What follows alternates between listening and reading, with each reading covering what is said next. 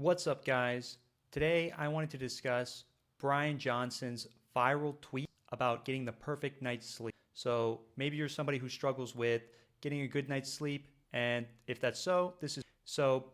Brian Johnson discusses basically three main ideas, which I'll cover here. So the first main idea is that it all comes down to this one number. That's your resting heart rate. So right before you go to bed, he looks for a target of between 46 to 49 beats per minute.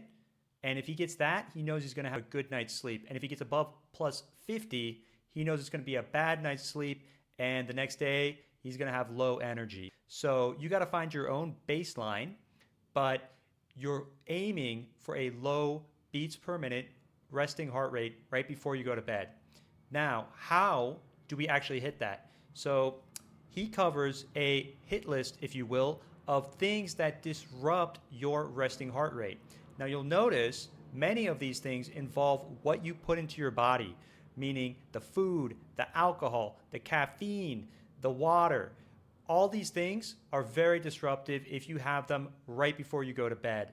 So he recommends about 4 hours abstaining from any food, alcohol, or water, and after 12 p.m., abstaining from any kind of caffeine. Now, the other things you probably heard about, things like high intensity exercise, things like blue light from your phone.